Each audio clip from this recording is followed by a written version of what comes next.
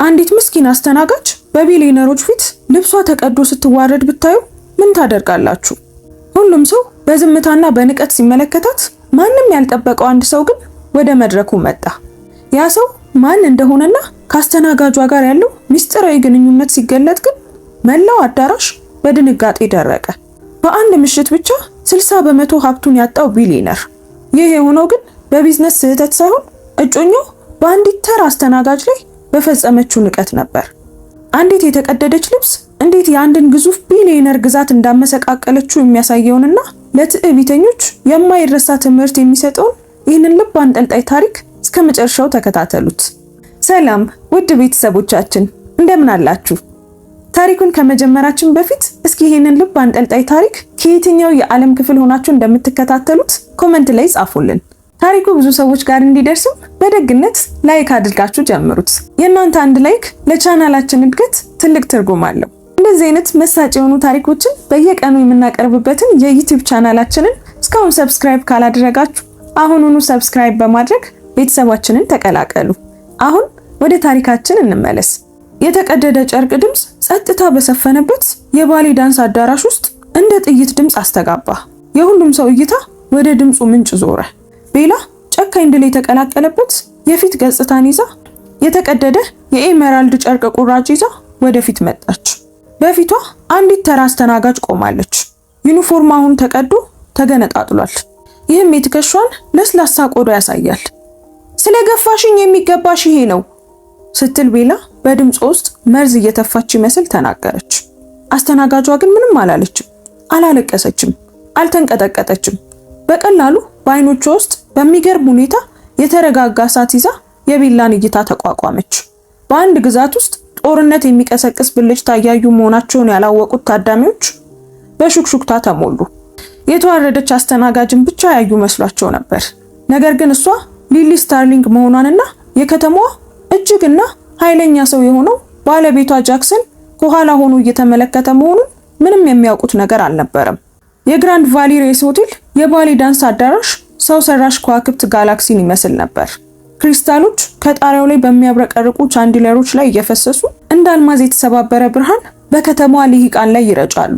ይህ የስታርላይት ፋውንዴሽን ዓመታዊ የበጎ አድራጎት ጋላ ነበር። በሻምፓይን በረከቱ ስሜቶች ላይ ተመስርቶ ሀብታሞች ቃል የሚገቡበት እና ዝና በምግብና በመክሰስ መካከል የሚገነባበት ወይም ደግሞ የሚፈርስበት ክስተት ነበር። በልዩ ሁኔታ በተሰፉ ቶም ፎርድ ልብሶች ያጌጡ ወንዶች፣ የእጅ አንጓዎቻቸው በፓቴክ ፊሊፕስ ሰዓቶች የከበዱ፣ ከከተማዋ ዳርቻ ቤት በላይ ዋጋ በሚያወጡ የፋሽን ልብሶች ውስጥ ከተቀረጹ ሴቶች መካከል ይንቀሳቀሱ ነበር። የሐርና የስልጣን ፍላጎት ጫካ ነበር። እናም ዛሬ ምሽት ሊሊ ፔትሮቫ የጌጣጌጧ አንድ አካል ብቻ ነበረች። ዩኒፎርሟ ጥቁር፣ ልክ የሆነ ቀላል ግን የሚያምር ልብስ ነበር። ይህም በዙሪያዋ ካለው የተጋነነ ቅንጦት ጋር በእጅጉ ይቃረናል። ከጆሮዋ ጀርባ ግን አንዲት ትንሽ የማትታይ የመገናኛ መሳሪያ ነበረች።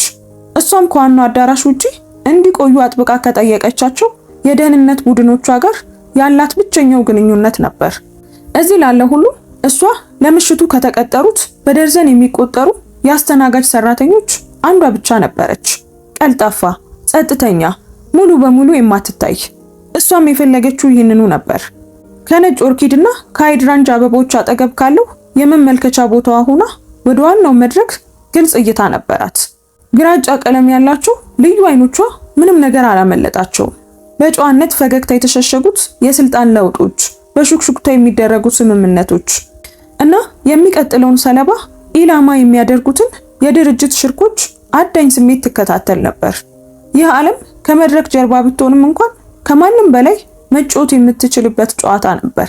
እይታዋ በመጨረሻ በአዳራሹ መሃል አጠገብ በቆሙ ጥንዶች ላይ አረፈ። የስታርሊንግ ኢኖቬሽን ዋና ስራ አስፈጻሚ የሆነው ዳንኤል ስተርሊንግ ምኞቱን እንደ ሁለተኛ ቆዳ የለበሰ ሰው ነበር። ለካሜራ ዝግጁ የሆነ ጥንታዊ ማራኪነት፣ የተስተካከለ መንጋጋ፣ በሚገባ የተበጠረ ጥቁር ጸጉርና አይኖቹ ጋር የማይደርስ ፈገግታ ነበረው። እሱ የቴክኖሎጂው ዓለም ወርቃማ ልጅ ነበር። የኩባንያው የቅርብ ጊዜ የህዝብ ሽያጭ የከተማዋ ታዋቂ ባለሀብት አድርጎታል። በክንዳቸው ላይ ተንጠልጥላ በአልማዝ ጌጣጌጦች ደምቃ የምትታየው ቤላ ቪ ነበረች። ቤላ የሚዲያ ባለሀብቱ የሮበርት ቪ ልጅ ነበረች እና ምንም ነገር አይሆንም ተብላ እንደማታውቅ ሰው በትዕቢት ትንቀሳቀስ ነበር። ከማርቼሳ የተሰራው ደማቅ ቀይ ልብሷ ትኩረት ይስብ ነበር። በብርሃን ስር ጨርቁ እያብረቀረቀ ሰው ሰራሽና ጥርት ያለ ሳቅ ትስቅ ነበር። ቆንጆ ነበረች፣ ለሱ ምንም ጥርጥር የለውም። ነገር ግን በስኔፐር አይኖች ውስጥ ያለው ግትርነትና በትክክል በተኳኳሉ ከንፈሮቿ ላይ ያለው የማያቋርጥ ንቀት ያንን ምስል ያበላሸው ነበር። ሊሊ ለአንድ ሰዓት ያህል ስትመለከታቸው ቆየች። ዳንኤል በስተርሊንግ ቤተሰብ ውስጥ እንደ አደገኛ ቁስል የሚታየው የባለቤቷ ታናሽ ያጎት ልጅ ነበር። ሁለቱ የቤተሰብ ቅርንጫፎች ለ10 ዓመታት በለዘበ ጦርነት ውስጥ ነበሩ።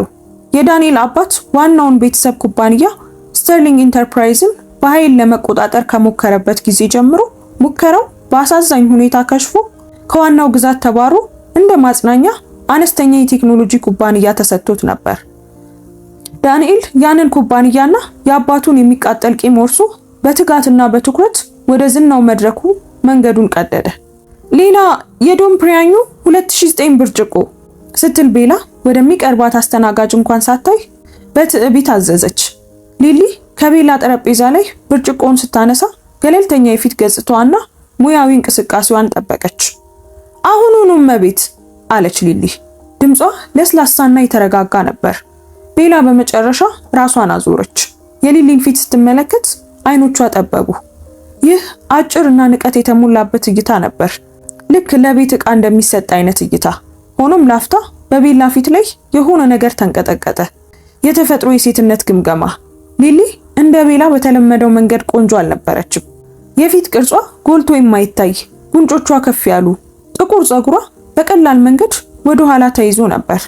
ነገር ግን በውስጧ ያለ ማመንታት ዩኒፎርማ ሊደብቀው የማይችለው የራስ መተማመን ስሜት ነበራት።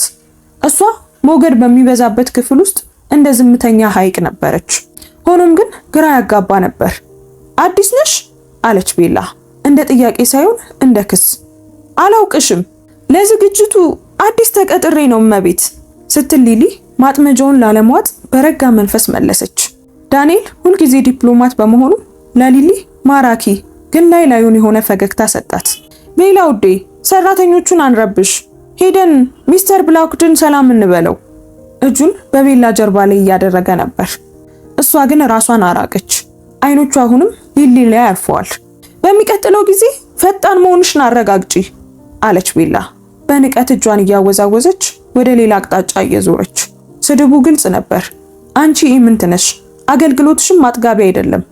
ሊሊ ወደ መጠጥ ማቅረቢያው አመራች። ፍጹም እርጋቷ የማይደፈር ጭንብል ነበር። አልተቆጣችም። ቤላቪ ለሷ እንደ ተራ ዝንብ ትንሽ ብስጭት ብቻ ነበረች።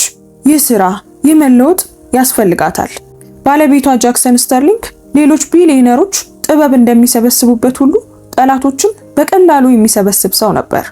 እሱ ጥላ ነበር።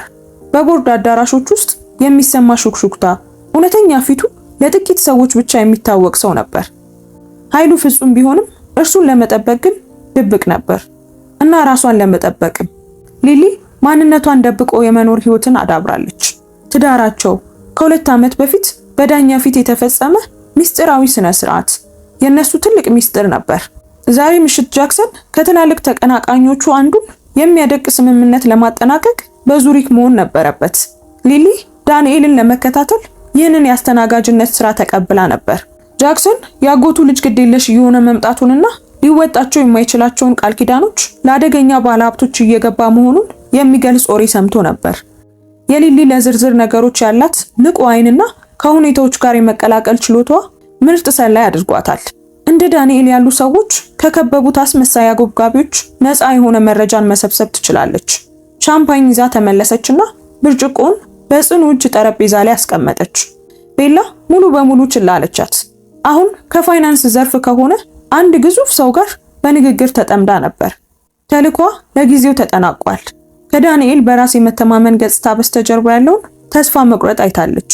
አይኖቹ ያለ ማቋረጥ አዳራሹን የሚቃኙበት፣ ሁሉ ጊዜ ፍለጋ ላይ፣ ሁሉ ጊዜ በስሌት ውስጥ ያሉበት መንገድ። እሱ ከአቅሙ በላይ በሆነ ነገር ውስጥ ገብቷል። ይህ እሷ የፈለገችው መረጃ ነበር። በቃ በእንግዶቹ መካከል ለማለፍ ስትዞር መንገዷ በድንገት ተዘጋ። ቤላቪ በፊት ለፊቷ ቆማለች። የፊት ገጽታዋ ተለውጦ ነበር። ይቅርታ እመቤት አለች ሊሊ ለማለፍ እየሞከረች። እኔ እያወራሁሽ መሄድ የምትችይው ይመስልሻል? የቤላ ድምፅ ዝቅተኛ ቢሆንም ልክ እንደ ብረት ስለታም ነበር። እንደ እውነቱ ከሆነ ቤላ ምንም እያወራቻት አልነበረም። ሊሊ ግራ በመጋባት ቆመች። ይቅርታ ግን ንግግሩን የጨረሱ መስሎኝ ነበር። እኔ ጨርሻለሁ ስል ነው የምጨርሰው። ሊሊ ስመለከትሽ ነበር። ምሽቱን ሙሉ እጮኛዬን ስታይ ነበር የቆየሽው። ክሱ ምንም የማይመስል በመሆኑ ሊሊ ከባህሪዋ ልትወጣ ጥቂት ብቻ ቀራት። ዳንኤልን ትመለከተው ነበር። አሁን ነገር ግን እንደ ኢላማ እንጂ እንደ ምኞት አልነበረም። ለቤላ ግን እያንዳንዱ ሴት ስትመጣ ተቀናቃኝ ነበረች። እያንዳንዱ እይታ ለንግስናዋ የቀረበ ትልቅ ፈተና ነበር። አረጋግጥልሻለሁ እመቤት፣ እኔ ስራዬን ብቻ ነው እየሰራው ያለሁት አለች ሊሊ ድምጿ እንደተረጋጋ። ስራሽ የማይታይ መሆን ነው እንጂ እንግዶችን አፍጥጦ ማየት አይደለም። ቤላ ወደ እሷ አንድ እርምጃ በመጠጋት የግል አካባቢዋን ወረረችው። የውድ ሽቷ ጠረን አፍንጫን የሚበሳና የሚያፍን ነበር። እንደናንተ አይነቶቹን አውቃለሁ። ገንዘብ ያለው ሰው ታያላችሁ፣ ወደ አልጋው ለመግባት አይኖቻችሁን ትጥላላችሁ። አንድ ነገር ልንገርሽ፣ ዳንኤል የኔ ነው። እንዳንቺ ያለሽ ትንሽ ጉድፍ ለአፍታ እንኳን ትኩረቱን ልትስብ አትችልም። ይህ ሁሉ ንግግር በጋላው ጩኸት ተሸፍኖ በሚስጥር የሚደረግ ይመስል ነበር። ነገር ግን አንዳንድ ሰዎች ማስተዋል ጀመሩ። በዙሪያቸው ንግግሮች በትንሹ ጋብ አሉ። ዳንኤል ግጭቱ መጀመሩን አይቶ ወደ እነሱ አመራ። በፊቱ ላይ ብስጭት ይታይ ነበር። የቤላን ባህሪ ያውቀዋል። ቤላ እባክሽን አቁሚ አላት ክንዷን ለመያዝ እየሞከረ። እሷ ናት የጀመረችው ስትል ቤላ መለሰች። ክንዷን እያላቀቀች ነበር። የዱርና የቁጣ ስሜት የታየባቸው አይኖቿ እንደገና ሊሊ ላይ አረፉ። ላላረጋገጠችው የቅናት ስሜት ሰለባ ትፈልግ ነበር እና ዝምተኛዋና የተረጋጋችው አስተናጋጅ ለዚህ ተስማሚ ነበረች። ከኔ ተሻልሽ ይመስልሻል እንዴ? ሊሊ ከመመለሷ በፊት ዳንኤል ጣልቃ ከመግባቱ በፊት የቤላ እጅ ተወረወረ። በጥፊ አልነበረም። የበለጠ ሆነ ተብሎ የተደረገ የበለጠ የሚያዋርድ ነገር ነበር። በስኒፐር ቀለበት ያጌጡት ጣቶቿ የሊሊን የኤሜራልድ ልብስ አንገት ላይ ጨበጡ። ያንን ልብስ በኋላ ላይ በፍጥነት ለመቀየር ከዩኒፎርሟ ስር የለበሰችው ነበር። ጨርቁ ለስላሳ ሐር ነበር። በጨካኝ እንቅስቃሴ ቤላ ወደ ታች ጎተተችው። ድምፁ በዙሪያቸው በነበረው አንጻራዊ ጸጥታ ውስጥ ጎልቶ ተሰማ። በጋላ ውስጥ ያለውን ሹክሹክታ የቆረጠ ስለታም የተቀደደ ልብስ ድምፅ። ለጥቂት ሰኮንዶች ማንም አልተንቀሳቀሰም። የተቀደደው የኤሜራልድ ሐር የሊሊን የትከሻ አጥንትና የትከሻዋን የላይኛውን ክፍል በግልጽ አሳይቷል። የለበሰችው ዩኒፎርም ጃኬት አሁን ተዛብቷል። ከስር ያለው ጉዳት ግልጽና ኃይለኛ ነበር። ይህም ከፍተኛ ውርደት ለማድረስ ሆነ ተብሎ የተሰላ የጭካኔ ተግባር ነበር። ይህ በአስተናጋጅ ላይ የተሰነዘረ ጥቃት ብቻ አልነበረም፣ ምልክት ነበር። የደረጃ ልዩነትን በይፋ ማወጅ ነበር። ልደመስስሽ እችላለሁ እና ምንን ለማቆም አንቺ ምንም አቅም የለሽም የሚል ነበር። ቤላ ወደ ኋላ ተመለከተች። ደረቷ በትንሹ ከፍ ዝቅ ይል ነበር። በፊቷ ላይም የድል ፈገግታ ይታይ ነበር። የተቀደደውን የጨርቅ ቁራጭ እንደ ዋንጫ ከፍ አድርጋ ያዘችው። ይኸውልሽ አለች። ድምጿ በርካታ እየተንቀጠቀጠ ነበር። አሁን ልብስሽ ልክ እንዳንቺ ርካሽ ይመስላል። በአቅራቢያው የነበሩ ተመልካቾች ዘንድ የድንጋጤ ድምፅ አስተጋባ። ይህ በከተማዋ ጨካኝ ልሂቃን ዓለም እንኳን ከወሰን ያለፈ ነበር። የዳንኤል ፊት ከብስጭት ወደ ድንጋጤ ተቀየረ። ይህ ትርኢት ብቻ ሳይሆን ሊመጣ የሚችል የህዝብ ግንኙነት ጥፋት ነበር። የቤላን ክንድ በዚህ ጊዜ በኃይል ያዘው። በፈጣሪ ስም ምን ሆናችሁ ነው ሲል በሹክሹክታ ግን ደግሞ በቁጣ ተናገረ። ሊሊ ግን አልተመለከተችውም። በህዝብ ውስጥ የደነገጡትን ፊቶች ወይም በሁኔታው እንዳይገቡ በመፍራት የቆሙትን የሥራ ባልደረቦቿን በሐዘን እይታ አልተመለከተችም። የልብሷን የተቀደደ ጨርቅ እንኳን አላየችም። ግራጫ አይኖቿ ቤላ ላይ አርፈው ነበር። በውስጣቸው ፍርሃትም ሆነ እንባ፣ ውርደትም ሆነ ቁጣ አልነበረም። ጥልቅና ቀዝቃዛ እርጋታ ብቻ ነበር። ይህ የጠፋ እሳተ ገሞራ እርጋታ ነበር። በውስጡ የኃይል እምብርት የደበቀ የረጋ የፊት ገጽታ። አልተንቀጠቀጠችም። ራሷን ለመሸፈንም አልቸኮለችም። በቀላሉ እዚያ ቆማ አቅሟን ጠብቃ እይቷ ሳይናወጥ የቤላን አሳዛኝ ድል በከባቢ አየር ውስጥ እንዲበሰብስ ተወቹ። ይህ ግራ የሚያጋባ እርጋታ ቤላን ከጩኸት በላይ ያበሳጫት መሰለ። እሷ መጮህን አጥጋቢ ውድቀትን ትጠብቅ ነበር። ያስተናጋጇ ጽናት የመቃወም ተግባር ነበር። ምን ሆንሽ? ድመት ምላስሽን በላ ወይስ ምን እንደተፈጠረ ለማወቅ በጣም ደንቆሮ ነሽ? አለች ቤላ ድምጿን ከፍ አድርጋ። ሂጂ፣ ወደ ስራ አስኪያጅሽ ሂጂና አልቅሺ። ምን እንደሚሆን ታያለሽ። ቅሬታ ከማቅረብሽ በፊት ከስራ እንድትባረሪ ያደርግሻለሁ። በዚህ ከተማ ውስጥ ዳግመኛ እንዳትሰሪ ያደርጋለሁ። ሊሊ በመጨረሻም ተንቀሳቀሰች። በዝግታና ሆን ተብሎ በተደረገ እንቅስቃሴ እጇን ዘርግታ የተቀደደውን የሐር ቁራጭ ከቤላ ጣቶች ላይ ቀስ ብላ ወሰደችው። ቤላ በእንቅስቃሴው በመገረም ዝም ብላ ለቀቀችው። ሊሊ በእጁ ያለውን ጨርቅ ተመለከተች። የፊት ገጽታዋ የማይነበብ ነበር። ልብሱ ከጃክሰን የተሰጣት ስጦታ ነበር። በምትወደው ሚላን ውስጥ በሚገኝ አነስተኛ ዲዛይነር የተሰፋ ከምትወዳቸው ልብሶቿ አንዱ ነበር። ትንሽ ሐዘን ቢሰማትም ገፋችው። ይህ ቁስ ብቻ ነበር። ቁሶች ደግሞ ሊተኩ ይችላሉ። ክብር አንዴ ከጠፋ ግን ለመመለስ በጣም ከባድ ነው። የሐር ቁራጩን በጥንቃቄ አጣጠፈች። እንቅስቃሴዎቿ ትክክለኛና ያለምንም መቸኮል ነበሩ። ከዚያም በአፕሮኗ ኪስ ውስጥ ከተተችው። በመጨረሻም ቤላን ተመለከተች እና ለመጀመሪያ ጊዜ ድምጿ ለስላሳና ታዛዥ ባልሆነ መንገድ ተናገረች። ድምጿ ግልጽ፣ የሚመጥንና ከተዋረደች አስተናጋጅ በፍጹም የማይጠበቅ ስልጣን ያለው ነበር። በጣም ከባድ ስህተት እየሰራች ነው አለች ሊሊ።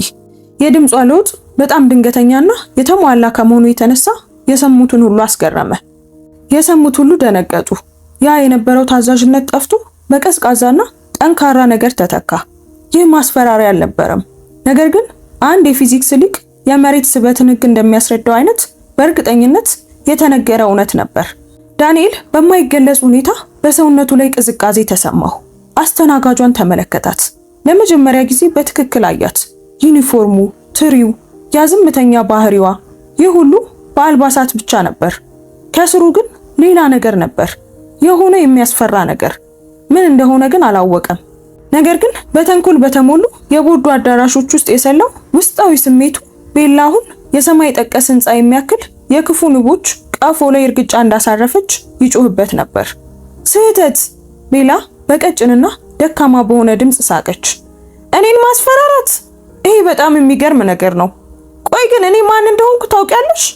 ማን እንደሆንሽ በትክክል አውቃለሁ፣ ቤላ ኢቫንስ ስትል ሊሊ አሁንም በረጋ ድምፅ መለሰች። የሮበርት ቪ ልጅ ነሽ። 90 ሚሊዮን ዶላር አካባቢ የሚገመት የውርስ ፈንድ አለሽ። አባትሽ በገንዘብ በረዳው ዩኒቨርሲቲ ውስጥ በሚዲያ የተሰጠሽ ዲግሪ አለሽ። እንዲሁም ያልተረጋጋሽና ጨካኝ እንደሆንሽ የሚገልጽ ስም አለሽ። እስካሁን ያገኘሽው ትልቁ ስኬት እንደነዚህ ባሉ ዝግጅቶች ላይ ፎቶ መነሳትሽ ነው። ይህ ዝርዝርና ሳይንሳዊ የሆነ ንግግር ቤላን መልስ አሳጣት። ታዳሚው በሹክሹክታ ተሞላ። አሁን ትኩረታቸው ከፍተኛ ደረጃ ላይ ደረሰ። ይህ አሁን አንዲት ባለሀብት አንዲት አስተናጋጅን የምታስፈራራበት ተራ ትዕይንት ሳይሆን ሙሉ በሙሉ ወደ ሌላ ነገር ተቀይሯል። እንዴት ይህንን ልታውቂ ቻልሽ? ቤላ እየተንተባተበች ጠየቀች።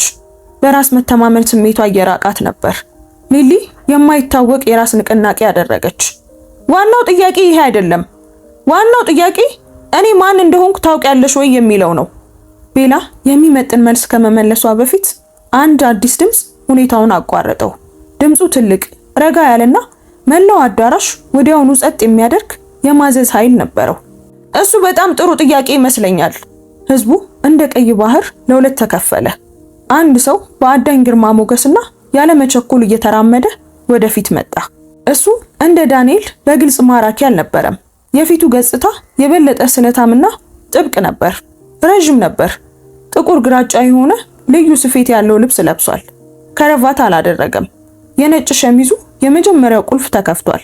ምንም አይነት የተጋነነ ጌጥም አላደረገም። ጥቁር የቆዳ ማሰሪያ ያለውን ቀላልና የሚያምር ሰዓት ብቻ አድርጓል። ነገር ግን ኃይሉ ከእርሱ ዘንድ እንደ እሳት ሙቀት ይወጣ ነበር። በማንኛውም በሚገባበት ክፍል ውስጥ የማዕበል ነጥብ ነበር። እናም በዚያ ቅስፈት መላው የባሊ ዳንስ አዳራሽ በእርሱ ቁጥጥር ስር ወደቀ። የሊሊ ገጽታ አልተቀየረም። ነገር ግን በአይኖቿ ውስጥ የእፎይታ፣ የብስጭትና የፍቅር ብቻ ድብልቅ የሆነ ብልጭታ ታየ። የዳንኤል ስተርሊንግ ፊት ነጣ። ደሙ ቀዘቀዘ። ቆይ ለዚህ ውድቀት ምስክር ሊሆን ከሚችል ማንኛውም ሰው መካከል እርሱ መሆን ነበረበት? ጃክሰን ሲል ዳንኤል በሹክሹክታ ተናገረ። ድምፁ በጭንቅ ነበር የሚሰማው። ጃክሰን ስተርሊንግ ወደ አጎቱ ልጅ ዳንኤል ዞር ብሎ እንኳን አላየም። እንደ ቀዝቃዛ ብረት ያሉ አይኖቹ ቤላ ኢቫንስ ላይ አርፈው ነበር። ከዚያም ወደ ሊሊ ዞሮ የተቀደደውን ልብሷን፣ የታየውን ትከሻዋንና ያልተናወጠ እርጋቷን ተመለከተ። በክፍል ውስጥ ያለው ሙቀት በ10 ዲግሪ የቀነሰ መሰለ። ጃክሰን ስተርሊንግ የስተርሊንግ ኢንተርፕራይዝ ሰፊ ግዛት መሪና የዎል ስትሪት የጥላ ንጉስ ተብሎ የሚጠራው ሰው አሁን እሱም ወደ ጨዋታው ገብቷል። እናም በጣም የተቆጣ ይመስል ነበር። የጃክሰን ስተርሊንግ መገኘት የክፍሉን ድባብ ለወጠው። የጀርባ ወሬዎች ሙሉ በሙሉ ቆሙ። የሙዚቃ መሳሪያዎች ድምጽ ጠፋና አየሩ በአዲስና አደገኛ ኃይል ተሞላ። እርሱ በህዝብ ፊት እምብዛም የማይታይ የዓለም ግዛቶቹን ከቢሮ ሆኖ መምራት የሚመርጥ ሰው ነበር። እሱ በመደበኛነት እንደ ተራ ነገር በሚንቀው ዝግጅት ላይ ማየቱ ትልቅ ድንጋጤ ነበር። ወደዚህ አስከፊ ግጭት መሃል ሲመጣ ማየት በፍጹም የማይታሰብ ነበር። ጥቂት እርምጃዎች ቀርተውት ቆመ። እይታው እንደ አካላዊ ኃይል ነበር። ቤላን ሲመለከት በእይታው ክብደት የተነሳ ተሸማቀቀች። ያቺ ትዕቢተኛና በራስ የምትተማመን ሴት ጠፍታ በምትኩ አንበሳ ጉድጓድ እንደገባች ያወቀች የምትፈራ ሴት ተተካች። ከዚያም ዳንኤልን ተመለከተችው። ላጎቱ ልጅ የሰጠው እይታም ንጹህና ያልተቀላቀለ ንቀት የተሞላበት ነበር። እይታው አንተ ለስሜ ውርደት ነህ የሚል ነበር። ዳንኤል በጭንቀት ምራቁን ዋጠ። ፊቱ ነጥቶ በድንገተኛ ላብ ተጠምቆ ነበር። ጃክሰን ሲል ደገመው። በድምጽ ውስጥ በራስ የመተማመን ስሜቱን ለመጨመር እየሞከረ ግን ሳይሳካለት ቀርቶ ነበር። እዚህ ትመጣለህ ብለን በፍጹም አልጠበቅንም ነበር፣ በግልጽ ይታያል ሲል ጃክሰን መለሰ። ድምፁ ዝቅተኛ፣ ለስላሳ ግን አስፈሪ ነበር። አሁንም ሊሊን በቀጥታ አላያትም፣ ነገር ግን አቋሙ ሁሉ ጥበቃ እንደሚያደርግላት ነበር። ሰውነቱ እሷን ከሌሎች እንደሚከላከል በትንሹ ወደ እሷ አዘንብሏል። ይህ የበጎ አድራጎት ዝግጅት የልግስና ቦታ እንጂ የድንቁርና ማሳያ ቦታ አይደለም የሚል ግምት ነበረኝ። እያንዳንዱ ቃል ትክክለኛ፣ ደረቅና ገዳይ ነበር። የብረት እይታውን ወደ ቤላ ዞረ። እሷን መሬት ተከፍታ ብትወጣት ተመኘች። አንቺ አላት። ቃሉ እንደ ግርፋት ድምጽ እያስተጋባ ነበር። ልብሷን ቀደሻል። ይህ ጥያቄ አልነበረም። ቤላ አፏን ከፈተችና መልሳ ዘጋችው። ቃላት አጠራት። የኃይል ሚዛኑ በጣም በሚያስገርም ሁኔታ ተቀይሮ ነበር። በ30 ሰከንዶች ውስጥ ስለ ዓለም ያላት እይታ ሁሉ ፈራረሰ። ይህ ሰው እሷ የምታስፈራራው ወይም የአባቷ ስም ተጽዕኖ ሊያሳድርበት የሚችል ሰው አልነበረም። ይህ ሌላ የስልጣን ደረጃ፣ ፍጹምና ጥንታዊ ስልጣን የያዘ ሰው ነበር። አጋጣሚ ነበር ስትል በመጨረሻ ተንተባተበች። ውሸቱ በጣም ቀጭንና አሳዛኝ ከመሆኑ የተነሳ ለራሷ እንኳን እውነት አልመሰላትም ነበር። የጃክሰን ከንፈሮች ምንም አይነት ሙቀት የሌለው ፈገግታን አሳዩ። ይህ ቀዝቃዛና አደገኛ የሆነ ስሜት ነበር። አጋጣሚ ሲል ደገመው። በድንገት ጣቶችሽን ልብሷ ላይ አጠንክረሽ እና በድንገት ልብሷን ቀደድሽው? የሚገርም ነው። ምናልባት ሐኪም ማማከር ይኖርብሻል። ጥቂት እንግዶች በጭንቀት ሳቁ። ውርደቱ በጣም ጥልቅ ነበር። ዳንኤል ቤላ ስትሸማቀቅ አይቶ ሁኔታውን ለመቆጣጠር ፈለገ። ይህ የእርሱ ዝግጅት፣ የእርሱ የዝና ቀን ነበር። ነገር ግን ያጎቱ ልጅ ወደ ህዝብ ፊት ለፊት ቅጣት ቀየረው። ስማ ጃክሰን ሲል ወደፊት በመምጣት ጀመረ። ይህ ዝም ብሎ አለመግባባት ነው። አስተናጋጇ ባለጌ ነበረች እና ቤላም ትንሽ ከበድ ያለ እርምጃ ወሰደች። ጉዳዩ አልቋል። አንተ ጣልቃ መግባት አያስፈልግህም። ጃክሰን በመጨረሻም ራሱን አዞረና ዳንኤልን በቀጥታ ተመለከተው። የእይታው ኃይል ዳንኤልን ሳያውቀው አንድ እርምጃ ወደ ኋላ እንዲያፈገፍግ አደረገው። ጣልቃ እንዳትገባ ነው ያልከኝ? አለ ጃክሰን። ድምፁ በአደገኛ ሁኔታ ለስላሳ ነበር። ይህንን ጉዳይ የምትቆጣጠረው አንተ እንደሆንክ በስህተት ያመንክ ይመስለኛል። ደግሞም ምን ማድረግ እንዳለብኝ የምትነግረኝ ደረጃ ላይ እንዳለህ በስህተት አምናሃል። ወደ አጎቱ ልጅ አንድ እርምጃ ተጠጋ። እነዚህን ስህተቶች ላስተካክልልህ።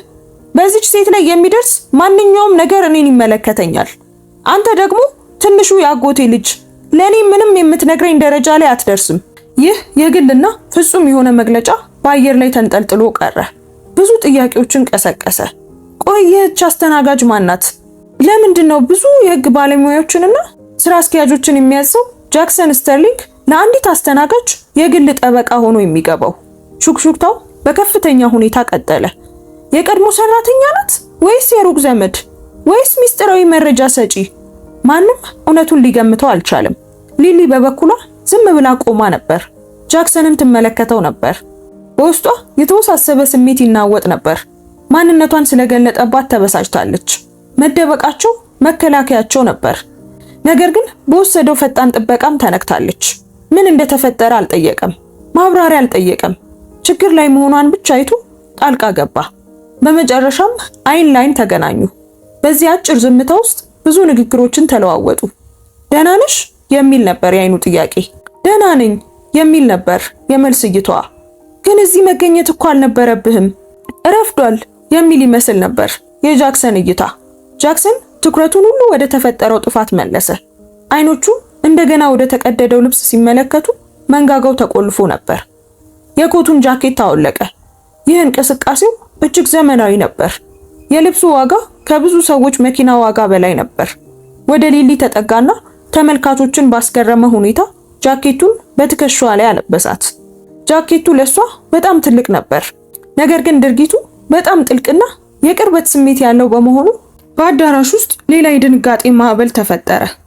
ልብሱን ሲያለብሳት ይጠብቃትና የእርሱ መሆኗን ከማንኛውም ቃል በላይ በኃይል ይታወቅ ነበር።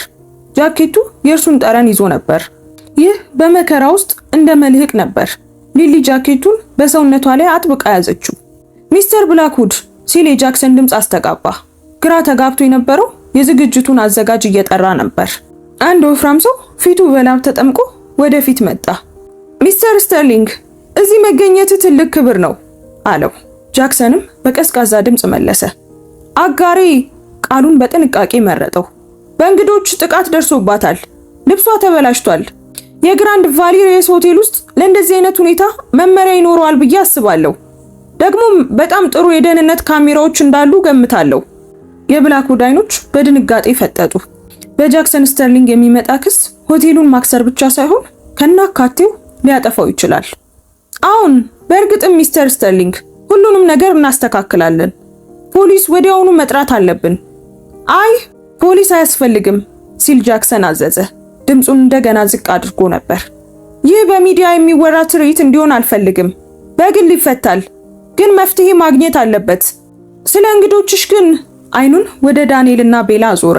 መሄድ ያለባቸው ይመስለኛል። የዳንኤል አፍ ተከፈተ። አይ አንሄድም። እኔ እኮ የዚህ ዝግጅት የፕላቲኒየም ደረጃ ስፖንሰር ነኝ ነበርክ ሲል ጃክሰን አረመው። ያንተ ስፖንሰርነትም ሆነ መገኘትህ ከእንግዲህ አያስፈልግም። ውጣ። ይህ ትልቁ የስልጣን ጨዋታ ነበር። በራሱ ዓለም ዳንኤል ስተርሊንግ ንጉስ ነበር። በመጽሔቶች ሽፋን ላይ ይወጣ ነበር። ነገር ግን በጃክሰን ዓለም ውስጥ እርሱ ምንም ነበር። የሚደመሰስ ተራ ዝንብ ነበር። የዳንኤል ጉንጮች በውርደት ቀሉ። በራሱ ዝግጅት ላይ በባለ ሀብቶች ፊት በዓለም ላይ በጣም በሚጠላው ሰው እንዲባረር ተደረገ። ይህ ሁሉ የሆነው ግን ፍቅረኛው አንዲት አስተናጋጅን ለማዋረድ በመወሰኗ ነበር። ያቺ አስተናጋጅ ደግሞ ባልታወቀ ምክንያት በጃክሰን ስተርሊንግ ጥበቃ ስር ነበረች። ቤላ በመጨረሻም ስህተቷን የተረዳች መስላ የዳንኤልን ክንድ ያዘች። ዳንኤል እንሂድ ስትል በሚንቀጠቀጥ ድምፅ ተናገረች። ነገር ግን ዳንኤል ታስሮ ነበር። መሄድ ማለት ሽንፈትን አምኖ ጭራን ቆልፎ መሄድ ማለት ነው።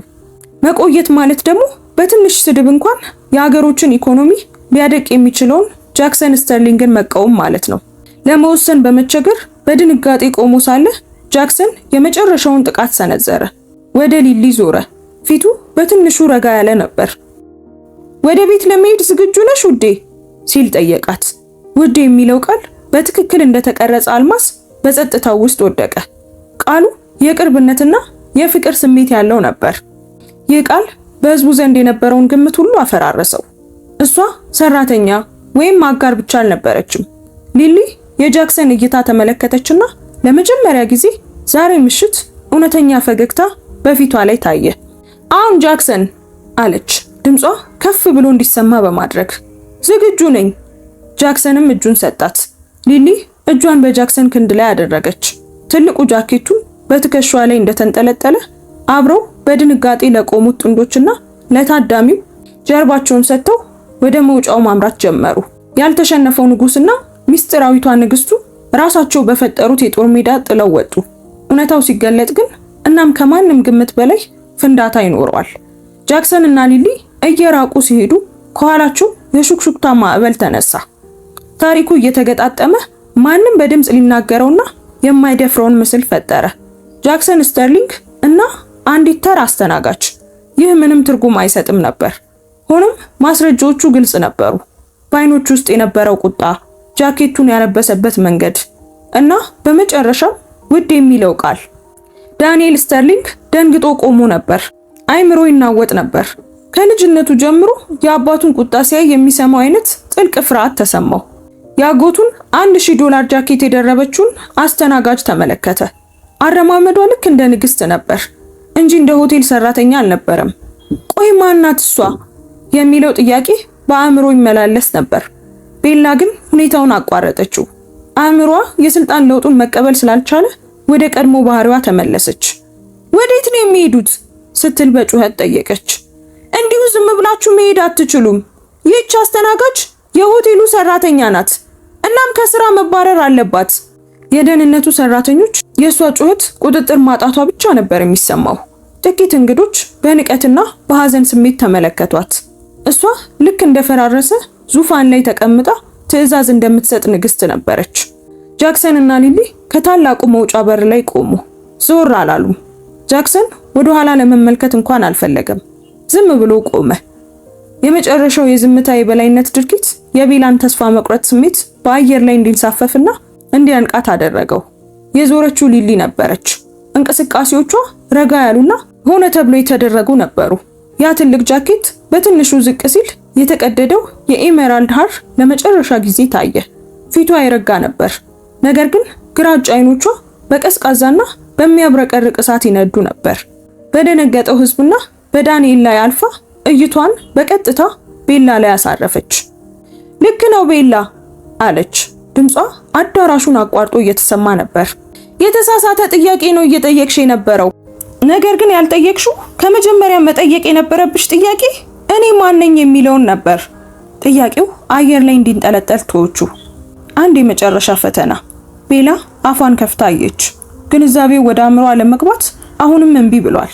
የሊሊ ከንፈሮች በዝግታ ፈገግ አሉ። አየሽ፣ አንቺ አስተናጋጅ ሰራተኛ ላይ ጥቃት ሰንዝረሻል፣ ንብረቷን አውድመሻል። ይህንን ያደረግሽው ባለፉት 5 ዓመታት የስታርሊንግ ቤተሰብ የበጎ አድራጎት ድርጅት ዋነኛ ተጠቃሚ በሆነው በስታርላይት ፋውንዴሽን ጋላ ላይ ነው። አዲስ የሹክሹክታ ማዕበል በታዳሚው ዘንድ ተሰማ። የስታርሊንግ ፋውንዴሽን ዝነኛ ነበር። ሀብቱ እጅግ ግዙፍ፣ ተጽዕኖም ወደር የለሽ ነበር። እናም ያ ፋውንዴሽን ስትል ቀጠለች። ድምጿ በእያንዳንዱ ቃል ላይ እየጠነከረ ነበር። የሚመራው ማንነቷ እንዳይታወቅ በምትመርጥ አንዲት ሴት ፕሬዝዳንት ነው። ያቺ ሴት አልፎ አልፎ ገንዘቡ የት እንደሚውል በአይኗ ለማየትና የምንረዳቸው ድርጅቶች በትክክል እየሰሩ መሆኑን ለማረጋገጥ በእነዚህ ዝግጅቶች ላይ መስራት ትወዳለች። የዳንኤል ልብ መምታቱን ያቆመ መሰለው። እንደ ሙት መንፈስ ፊቱ ነጣ። መሬቱ ከእግሩ ስር እየተሰነጠቀ እንደሆነ ተሰማው። አይደለም፣ ይህ ሊሆን አይችልም። ፈጽሞ የማይቻል ነገር ነው። የፋውንዴሽኑ ፕሬዝዳንት ማንነት በጥብቅ የተጠበቀ ሚስጥር እንደነበረና ወይዘሮ ስታርሊንግ በሚል ስም ብቻ እንደምትታወቅ ያውቃል። ሁልጊዜም የሆነች በእድሜ የገፋች አክስቱ እንደሆነች ነበር የሚገምተው። ሊሊ ግማሽ እርምጃ ወደፊት መጣች። መገኘቷ በድንገት ግዙፍ ሆነ። ልብሴን ቀደሻል ቤላ፣ እንደ ቆሻሻ ቆጥረሽኛል፣ የሥራ መተዳደሪያን አደጋ ውስጥ ከተሻል። ለእያንዳንዱ ክስ ክብደት ለመስጠት ትንሽ ቆም አለች። ይህንን ሁሉ ያደረግሽው ደግሞ በባለቤቴ ፊት ነው። በዚህ የመጨረሻ አስደንጋጭ ቃል ዞር ብላ እጇን በጃክሰን ክንድ ላይ አሳረፈች። ባለቤቴ የሚለው ቃል በአዳራሽ ውስጥ አስተጋባ። ድንጋጤው የሚታይ ነበር። እያንዳንዱን ሰው ያናወጠ ድንጋጤ። ሁሉም ሹክሹክታዎችና ግምቶች ወደ አንድ አስገራሚ እውነት ተቀየሩ። እሷ እመቤት ወይም ሚስጥራዊ ሰራተኛ አልነበረችም፣ ሚስቱ ነበረች። ያቺ የማትታየው አስተናጋጅ ሊሊ ፔትሮቫ ስተርሊንግ፣ የስተርሊንግ ግዛት እመቤት፣ የጥላው ንጉስ ሚስጥራዊ ንግስት ነበረች። ቤላ ኢቫንስ ትንሽ የሚያንቅ ድምፅ አወጣች። በሚገባ የተቀባው ፊቷ ወደ አስፈሪ ጭንብልነት ተቀየረ። ዝም ብላ አስተናጋጅ አልነበረም የሰደበችው። በዓለማቸው ላይ እጅግ አደገኛ የሆነውን ሰው ሚስት ነበር ጥቃት የሰነዘረችባት። በትዕቢት ድርጊቷ የማህበራዊ የሙያና የፋይናንስ ውጤቷን አጥፍታለች። ዳንኤል ሊያመው እንደሆነ ተሰማው። የጥፋቱ ስፋት ተጫጫ ነው። ይህ የቤተሰብ ውርደት ብቻ አልነበረም፣ ጃክሰንን ይጠላው ነበር። ጃክሰን እርሱን አዲስና ኩባንያውን ለመደምሰስ ማንኛውንም አይነት ምክንያት እንደሚፈልግ ያውቃል። ቤላ ደግሞ በትዕቢት የተሞላው ሞኝነቷ የጦርነት አዋጁን በወርቅ ሳህን ላይ አቅርባላቸዋለች። ልብስ ብቻ አልነበረም የቀደደችው። በስተርሊንግ ኢኖቬሽን መርከብ ላይ ትልቅ ቀዳዳ ነው የፈጠረችው። መርከቧም በፍጥነት እየሰመጠች ነበር። አምላኬ ሆይ ሲል አንድ ሰው በህዝብ ውስጥ ጮሆ ተናገረ። የሊሊ ስተርሊንግ ስም ለመጀመሪያ ጊዜ በድምጽ ሲጠራ የራሱ የሆነ ህይወት ያለው መሰለ። ጃክሰን በመጨረሻም ራሱን አዞረ። በፊቱ ላይ የድል አድራጊነት ስሜት ይታይ ነበር። የአጎቱን ልጅ ዝና መፈራረስ ተመለከተ። አይኖቹ ቀዝቃዛ፣ ምንም ነገር አላመለጣቸውም ነበር። ዳንኤል ሲደግፉ የነበሩትን ባለሀብቶች የደነገጡ ፊቶችን ተመለከተ። አሁን በተሳሳተ ፈረስ ላይ መወራረዳቸውን አውቀዋል። ወሬዎቹንና ባለምኞቶቹን ተመለከተ። ለሚቀጥለው ዓመት የሚያወሩትን ታሪክ እያዘጋጁ ነበር። ከዚያም እይታው ዳንኤል ላይ አረፈ። አንድም ቃል አልተናገረም። አያስፈልገውም ነበር። መልእክቱ እንደ ክሪስታሉ ግልጽ ነበር። ይህ ጅምር ብቻ ነው። ለዚህ ድርጊት ሁላችሁም ትከፍላላችሁ። አጠፋሃለሁ። ሁሉንም ነገር ከእጅ ወስዳለሁ እና እያንዳንዱን ሰከንድ እደሰትበታለሁ። ወደ ሊሊ ዞረ። ፊቱ እንደገና ረጋ ያለ ነበር። ወደ ቤት እንሂድ ወይዘሮ ስታርሊንግ አላት። ድምፁ ጥልቅ በሆነ ኩራት የተሞላ ነበር። ህዝቡ መንገዱን እየለቀቀላቸው ከአዳራሹ ይዟት ወጣ። በአድናቆትና በድንጋጤ በተሞላ ዝምታ ታላላቅ በሮች ከኋላቸው ተዘጉ። የጥፋት መልክዓ ምድርን ትተው ሄዱ። ቤላ በመጨረሻም ተዝለፍልፋ ወደቀች። በእንባ እየታጠበች በዚያ ቀይ ልብስ ውስጥ ሆና መሬት ላይ ተዘረረች። ዳንኤል ስተርሊንግ እሱም ባለበት ደንግጦ ቆሞ ነበር። በእጆቹ የነበረው የሻምፓኝ ብርጭቆ አምልጦት ማርብሉ ላይ ተሰበረ። ድምፁ በጆሮ ውስጥ ካለው ጩኸት አንጻር እምብዛም አይሰማም ነበር። ይህ ድምፅ የመላው ዓለሙ የሰራለትና የገነባው ነገር ሁሉ ሊጠግን በማይቻል ሁኔታ የመሰባበሩ ድምፅ ነበር። የጥላው ንጉስ አሁን ወደ ብርሃን መጥቷል። የመጀመሪያ ተግባሩም ደግሞ ጦርነት ማወጅ ነበር። ዳንኤል እስከ አጥንቱ ድረስ በሚሰማው ቅዝቃዜ ይህ ፈጽሞ ሊያሸንፈው የማይችለው ጦርነት መሆኑን አወቀ። ወደ ቤት የሚደረገው ጉዞ ጸጥታ የሰፈነበት ነበር። የከተማዋ መብራቶች እንደ ወርቅና ነጭ መስመሮች እየተቀላቀሉ ይታዩ ነበር። የታጠቁት የቤንትሊ መኪና በመንገዶቹ ላይ እየተንሸራተተ ሲሄድ ሊሊ ራሷን በጃክሰን ትከሻ ላይ አሳረፈች። የግጭቱ ስሜት በቀስታ እየጠፋ ሲሄድ ጥልቅ ድካም ተሰማት። የጃኬቱ ክብደት ግን የሚያጽናና ነበር። በመኪናው ውስጥ በሰፈነው ጸጥታ ውስጥ ያ የአዳራሹ ትርምስ የሌላ ዓለም ይመስል ነበር። ጃክሰን በአንድ እጁ አቅፏት ጸጉሯን በቀስታ እያሻሸ ነበር። ሆቴሉን ለቀው ከወጡ በኋላ ምንም አልተናገረም። ዝምታው ከማንኛውም ተራ ንግግር በላይ የሚያረጋጋ ነበር። እሱ ዝም ብሎ እዚያ ነበር፣ ጠንካራ እና የማይናወጥ መገኘት። አዝናለሁ ስትል ሊሊ በመጨረሻም ደረቱን ተደግፋ በሹክሹክታ ተናገረች። ሁል ጊዜም ከምትሸሸው አይነት የህዝብ ትኩረት ውስጥ እንድትገባ በማድረግ ያዝናለሁ። ጃክሰን ይቅርታ አትጠይቂኝ አላት። ድምፁ በዝግታ እያስተጋባ ነበር። እሷ ያደረገችብሽ ነገር ወይም እኔ በሰጠሁት ምላሽ በፍጹም ይቅርታ አትጠይቂ። ብቸኛው ቁጭቴ ቀድሜ ያለ መድረሴ ብቻ ነው። እጁን ለጥቂት ጊዜ ጨብጦ መልሶ ዘና አደረገው። እጇን አንቺ ላይ ስታሳርፍ ባየው ጊዜ ዓለም በፊቴ ላይ እየጨለመች መሰለኝ። የማስበው እሱንና መላው ዓለሙን ማድቀቅ ብቻ ነበር። መምጣት አልነበረብህም አለችው። ምንም እንኳን በንግግሩ ልቧ ቀጥ ቢልም ሁኔታውን ተቆጣጥሬው ነበር አለች። አልጠራጠርም፣ ፊትሽን አይቼው ነበር። ሁኔታውን በቁጥጥር ስር ለማድረግ እየሞከርሽ ነበር። ዝግጁ ነበርሽ። ካንቺ የምወደው ነገር እሱን ነው። ግን አገጯን ወደ ላይ ከፍ በማድረግ አይን ላይን አያት። ይህንን ማድረግ የለብሽም። አንቺ ባለቤቴ ነሽ። በእኔ ጥበቃ ስር ማንም ሰው ዋጋውን ሳይከፍል እጁን አንቺ ላይ አያሳርፍም። ጋብቻቸው በሚስጥር ማቆየት ማለት የሁለቱም ውሳኔና አስፈላጊ ነበር። የጃክሰን ህይወት በአደጋ የተሞላ ነበር። ስራው ጠንካራና ምህረት የሌለው በመሆኑ በዓለም ዙሪያ ላይ ኃይለኛ ጠላቶችን አፍርቶ ነበር። ስሙ እንዳይታወቅ ማድረግ ለእርሱም ሆነ ለሊሊ እንደ መከላከያ ጋሻ ነበር። እሷ የሱ ብቸኛ ተጋላጭነት ነበረች። ጠላቶቹ እርሱን ለማጥቃት የሚጠቀሙባት ብቸኛ ደካማ ጎኑ። ግልጽ ያልሆነና ትሁት ህይወት በመኖር ደህንነቷን የተጠበቀ ብቻ ሳይሆን የሱም ድብቅ ጥንካሬ ነበረች። ለሊሊ ራሱ ከጥላ ስር መኖር አዲስ አልነበረም። የብሩህ ግን ስሙ የጠፋ ሩሲያዊ የምጣኔ ሀብት ባለሙያ ልጅ ነበረች። አባቱ የለበሰውን ልብስ ብቻ ይዞ ወደ አሜሪካ የሸሸ ሰው ነበር። ያደገችው ከሀብትና ከደረጃ ይልቅ ዕውቀትንና ጥንካሬን ከፍ አድርጋ በማየት ነበር።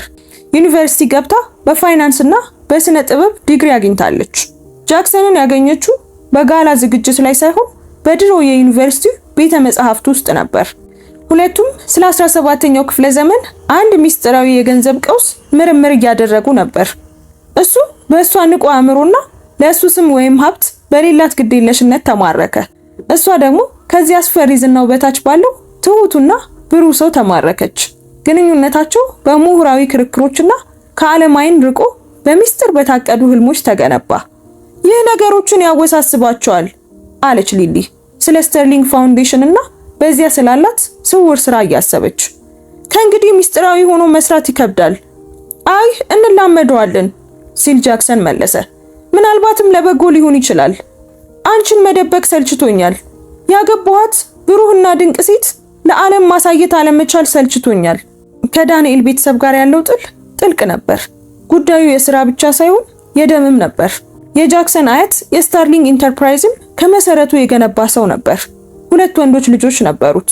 የጃክሰን አባት ሪቻርድ እንደ አባቱ ባለ ራዕይ የነበረ እና ደግሞ የዳንኤል አባት ኤድዋርድ ችኩሉና ስግብግቡ። ሽማግሌው ሲሞቱ ኩባንያውን ለሪቻርድ አወረሱ።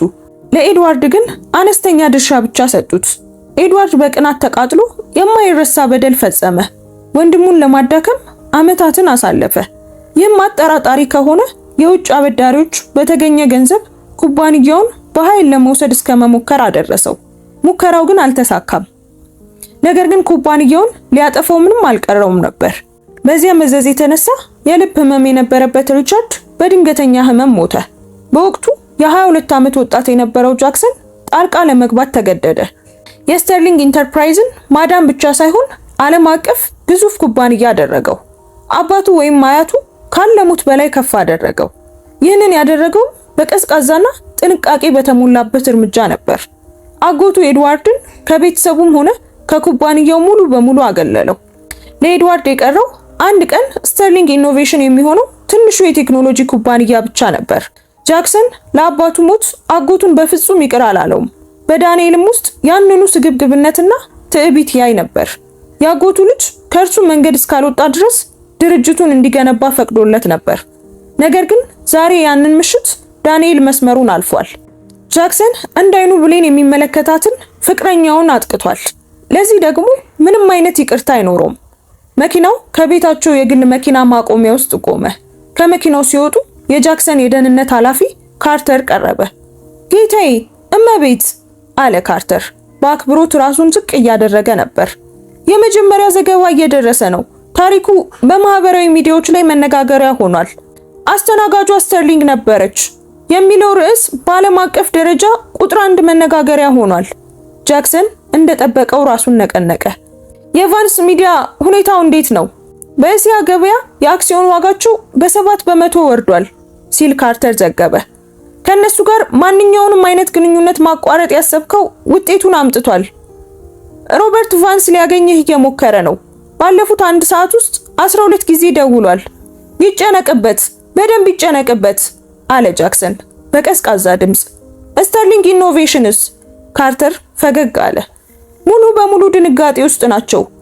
ዋነኛ ባለሀብቶቻቸው የጂንሰን ግሩፕ እና በኬንጂ ታናካ የሚመራው ቡድን ነገ ጧት ከዳንኤል ስተርሊንግ ጋር አስቸኳይ ስብሰባ ጠርተዋል። ምንጮቻችን እንደሚሉት ከሆነ ከስምምነቱ ለመውጣት ቀዳዳ እየፈለጉ ነው። ከስተርሊንግ ኢንተርፕራይዝ ጋር የሚደረግ ጦርነትን እንደማያሸንፉ ያውቃሉ። ሊሊ ሁሉንም ነገር እየሰማች ነበር። የአድናቆትና የጭንቀት ድብልቅ ስሜት ተሰማት። ጃክሰን እርምጃ ሲወስድ ተራራዎችን ያናውጥ ነበር። ዳንኤልን ማጥቃት ብቻ ሳይሆን ለዳንኤል ኩባንያ ድጋፍ የሚሰጡትን መሰረተ ልማቶች ሁሉ እያፈራረሰ ነበር። ወደ ቤታቸው በሚወስደው የግል ሊፍት ውስጥ ገቡ። ቤታቸው ሰፊ፣ ዘመናዊና የከተማዋን ሙሉ ገጽታ የሚያሳይ ነበር። ሊሊ የጃክሰንን ጃኬት አውልቃ በጥንቃቄ ወንበር ላይ አስቀመጠችው።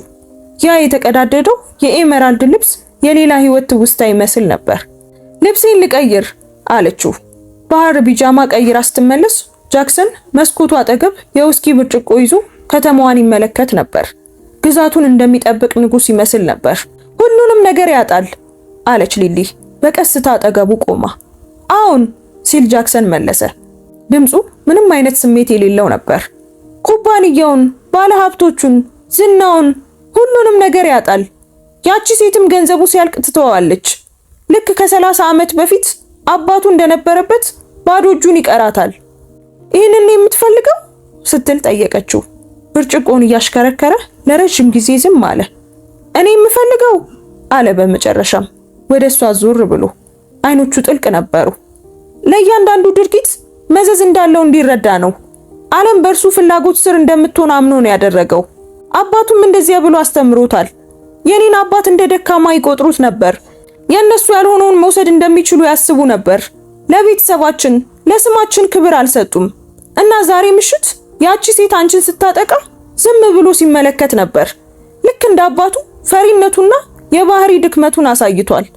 እጁን ዘርግቶ በትከሻዋ ላይ በቀስታ ሻሸ። ይህ አሁን የሥራ ጉዳይ ብቻ አይደለም ሊሊ፣ የክብር ጉዳይ ነው። አንቺን አዋርዶሻል። ለዚህ ደግሞ መላው ዓለሙ መውደም አለበት። ሊሊ በአይኖቿ ውስጥ ያንን የድሮ ህመም አየች። አባቱን ገና በለጋነቱ ያጣውና የቤተሰቡን ስም ለመጠበቅ ተዋጊ እንዲሆን የተገደደው ወጣት ህመም። ይህ ምሽት ጦርነቱን አልፈጠረውም። ለአንድ ትውልድ ተዳፍኖ የነበረው ጦርነት የመጀመሪያ ጥይት ተተኮሰ። እጇን በእጁ ላይ አሳረፈች።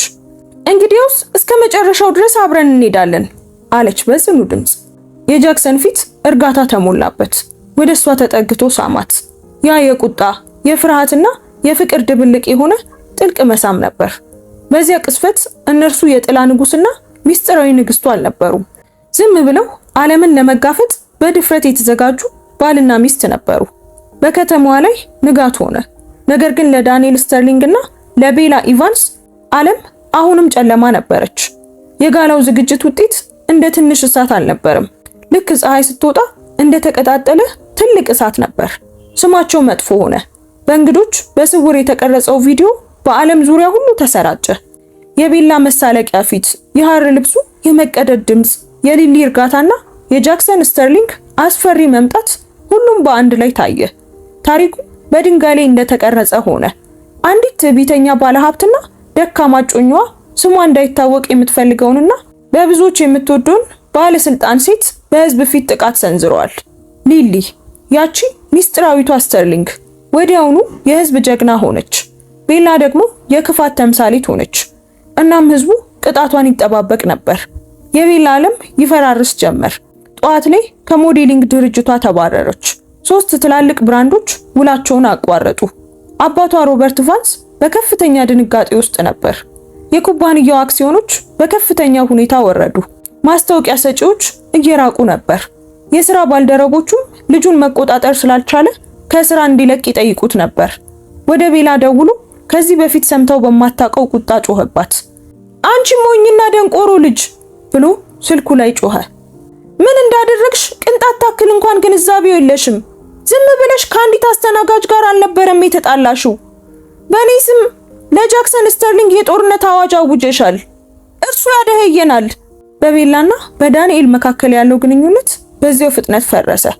በዳንኤል ቤት ውስጥ ለምን አልከለከልከኝም እና ላደረግሽው ታላቅ ሞኝነት አንቺ ራስሽ ተጠያቂ ነሽ በሚሉ መራር ክሶች ሌሊቱን ሙሉ ሲጨቃጨቁ አደሩ። መጨረሻው ግን ፈጣን ነበር። ዳንኤል ይህን ነገር ማስተካከል አለብህ ብላ ስትጮህ ፊቷ ለሰዓታት ባለቀሰችው ለቅሶ ምክንያት ተለዋውጦ ነበር። ደውልለት፣ ይቅርታ ጠይቀው፣ ብቻ የሆነ ነገር አድርግ፣ አስተካክለው። ማስተካከል? ዳንኤል ሳቀ። የሚስተካከል ምንም ነገር የለም። ለጃክሰን ስተርሊንግ የቀረበ ቀጥተኛ ስድብን ማስተካከል አይቻልም። እሱ ይቅርታን አይቀበልም። እሱ የሚቀበለው ሙሉ በሙሉ እጅ መስጠትንና ውርደትን ብቻ ነው። አንድ ቆንጆ አስተናጋጅ አንቺ ባለችበት አየር ስለተነፈሰች ብቻ መላ ህይወቴን የገነባሁትን ድርጅቴን እንዲያበቃለት አደረግሽው። ይህ አንቺ ጥፋት ነው። ተመልክተሃታል። አንተም ስታያት ነበር ማለት ነው በማለት ቤላ ያንኑ አሰልቺ ሰበቧን በመጠቀም ጮኸች። ይህ ግን የመጨረሻው ነበር። ውጪ አለ ዳንኤል። ድምፁ የሞተ ይመስል ነበር። ንብረትሽን ሰብስቢና አሁኑኑ ከቤቴ ውጪ። ልታባረረኝ አትችልም ስትል መልሳ ጮኸችበት። እኔ ቤላ ኢቫንስ ነኝ። አሁን ስምሽ ለኔ ሸክም ነው ሲል ጀርባውን ሰጥቶ መለሰላት። ኪሳራዬን እየቀነስኩ ነው። ለዳንኤል ሁኔታው በጣም የተወሳሰበና አስፈሪ ነበር። ከጄንሰን ግሩፕ ጋር ያደረገው የስልክ ውይይት እንደ ጭፍጨፋ ነበር። በኢንቨስትመንት ውላቸው ውስጥ ያለውን የስም መበላሸት የሚለውን አንቀጽ በመጥቀስ የገንዘብ ድጋፋቸውን ወዲያውኑ አቋረጡ። ከኬንጂ ታናካ ጋር ያደረገው ንግግር ደግሞ የከፋ ነበር። ለክብር ትልቅ ቦታ የሚሰጠው ታናካ ከዳንኤል ጋር መሰለፉ በግል እንደተሰደበ ቆጠረው። ራስህን አዋርደሃል አለው ታናካ። በስልክ ውስጥ ድምፁ ይሰማ ነበር። ከእንግዲህ አብረን መስራት አንችልም። በምሳ ሰዓት ላይ ስታርሊንግ ኢኖቬሽን ከገበያ ዋጋው ከ60 በመቶ በላይ አጥቶ ነበር። ሰራተኞችም በብዛት መልቀቅ ጀመሩ። ድርጅቱ እየወደቀ እንደሆነ የተረዱ መሐንዲሶችና የሥራ ኃላፊዎች የሥራ ማመልከቻዎቻቸውን መላክ ጀመሩ። ድርጅቱ በከፍተኛ ፍጥነት እየወደቀ ነበር። ዳንኤል ተስፋ ቆርጦ ፈጽሞ አደርገዋለሁ ብሎ ያላሰበውን ነገር አደረገ። በከተማው ሰማይ ወደሚታየው ግዙፉ ጥቁር የስታርሊንግ ኢንተርፕራይዝ ህንፃ ሄደ። እናም ያጎቱን ልጅ ለማግኘት ወሰነ። ሆኖም ማንኛውም ቢሮ ውስጥ ወዲያውኑ መግባት ለለመደ ስራ አስኪያጅ በሚያዋርድ ሁኔታ ለ3 ሰዓት ያህል እንዲጠብቅ ተደረገ። በመጨረሻም ወደ ላይኛው ፎቅ ተጠራ። ቢሮ ከመላ ቤቱ ይበልጥ ሰፊ ነበር። ጃክሰን ቢሮ ጀርባ አልነበረም። መስኮት አጠገብ ቆሞ ወደ ውጭ ይመለከት ነበር። ጃክሰን ሲል ዳንኤል ጀመረ። ድምፁ እየተቆራረጠ ነበር። ስለተቀበልከኝ አመሰግናለሁ። ጃክሰን ግን ዞር አላለም። ዳንኤል አልተቀበልኩም። ለ2 ደቂቃ ያህል ጀርባዬን እንድታናግር ፈቅጄልህ ነው። በሩ ከተዘጋበት ቅስፈት ጀምሮ ጊዜ መቁጠር ጀምሯል። ይህ ቀዝቃዛ አቀባበል ዳንኤልን ልክ እንደ ጥፊ መታው። ዳንኤል ኩራቱን ዋጠ። የመጣው ለመለመን ነበር። ጃክሰን ስለ ሁሉም ነገር በጣም አዝናለሁ።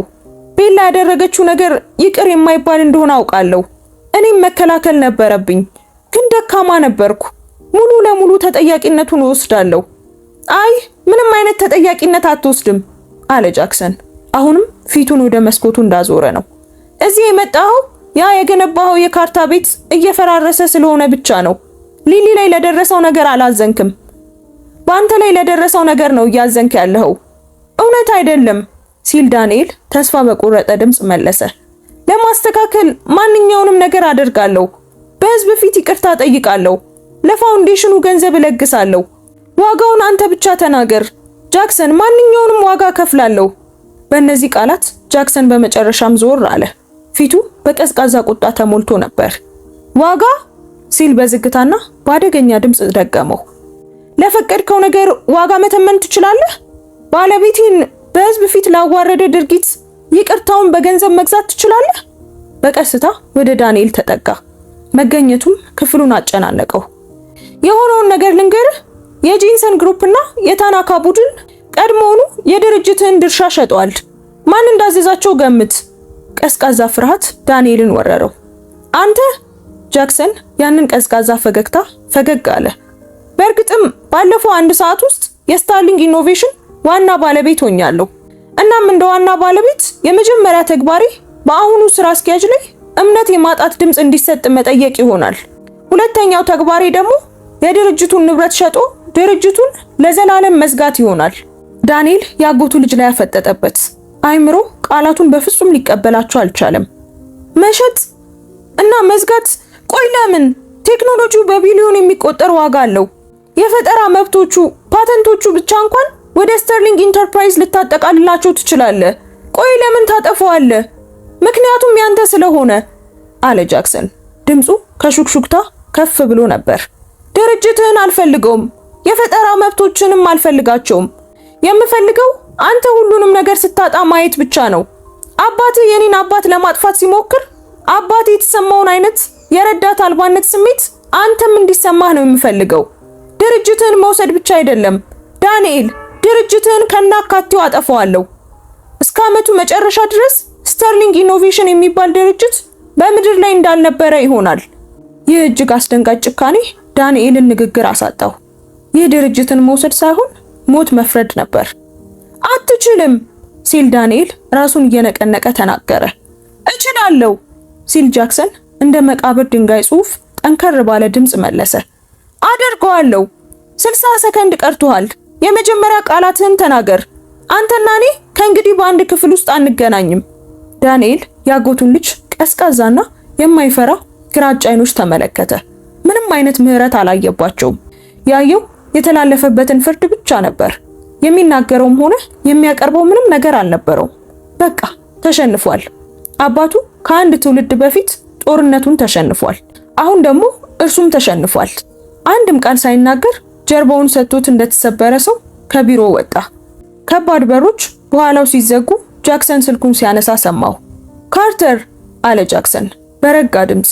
ሽያጩን ቀጥልበት፣ ባለቤቴን ደግሞ በሌላኛው መስመር አገናኘኝ። ምሳ ይዣት ልወጣ እፈልጋለሁ። ከ3 ወራት በኋላ ሁሉም ነገር ረግቦ ነበር። ዳንኤል ስተርሊንግ እንደ ሙት መንፈስ ሆነ። ድርጅቱ ተሽጧል። ስሙም ከፋይናንስ ዓለም ጠፍቷል። ቤላ ኢቫንስም የራሷ ቤተሰቦች ስማቸውን ለማዳን ሲሉ ከቤት አባረዋት ነበር። በእነሱ ቦታ ሊሊ ስተርሊንግ ከፍ ብላ ወጣች። ከእንግዲህ ማንነቷ ሚስጥር ስላልሆነ የስተርሊንግ ፋውንዴሽን ፕሬዝዳንትነት ሚናዋን በብቃት ተረከበች። በታሪኳ ሳይሆን በስራዋ ህዝቡን ማረከች። በአንድ ጋዜጣዊ መግለጫ ላይ ፊኒክስ ኢኖቬቲቭ የተባለውን ፕሮጀክት ይፋ አደረገች። ይህም ልክ እንደሷ ዝቅ ተደርገው የታዩ ሴቶችን ለማብቃት የሚረዳ ፈንድ ነው። ጃክሰን ከፊት ለፊት ተቀምጦ በኩራት ይመለከታት ነበር። ያ የተፈጠረው ችግር አላፈራረሳቸውም፣ ይልቁኑ ጥምረታቸውን እንደገና አጠናከረው። በዚያ ምሽት ጃክሰን የመጨረሻውን እርምጃ ገለጠ።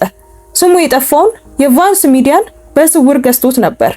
ዓላማው ድርጅቱን ማጥፋት ሳይሆን ለሊሊ ስጦታ መስጠት ነበር። ልታሰሚያቸው የምትቻቸውን ድምጾች አስቢ አላት። አንቺን ዝም ለማሰኘት የሞከረው ድርጅት ለአንቺ ድምጽ ማጉያ ይሆናል። ሊሊ ከተማውን ተመለከተች። ከእንግዲህ ጥላ አልነበረችም። ነገር ግን አዲስ ግዛት ያገኘች ንግስት ነበረች። በዚህም አንዲት የተቀደደች ልብስ የአንድ ግዛት መውደቅና የሌላኛው ታላቅ ግዛት መነሳት ምክንያት ሆነች። የሊሊ ታሪክ የሚያስተምረን እውነተኛ ስልጣን በምንለብሰው ልብስ ወይም በምንሸከመው ስም ሳይሆን በውስጣችን ባለው ጥንካሬና ጸጋ መሆኑን ነው። አንዳንድ ጊዜ በአንድ ክፍል ውስጥ ዝምተኛው ሰው የሚናገረው ብዙ ነገር እንዳለው ትልቅ ማስታወሻ ነው። ስለ ጃክሰን የመጨረሻ የበቀል እርምጃ ምን ታስባላችሁ? ፍትሃዊ ነበር ወይስ በጣም ጨካኝ ነበር? እስኪ ሐሳብ አስተያየታችሁን ኮሜንት ላይ ጻፉልን። እዚህ ድረስ ካያችሁትና ታሪኩን ከጨረሳችሁትም ጨርሼዋለሁ እያላችሁ ጻፉልን። ታሪኩን ከወደዳችሁትም ላይክ እና ሼር ማድረግ እንዳትረሱ። እንደዚህ አይነት መሳጭ የሆኑ ታሪኮችን በየቀኑ የምናቀርብበትን የዩቲዩብ ቻናላችንን እስካሁን ሰብስክራይብ ካላደረጋችሁ አሁኑኑ ሰብስክራይብ በማድረግ ቤተሰባችንን ተቀላቀሉ። እናመሰግናለን። እንወዳችኋለን። ቸር ቆዩን።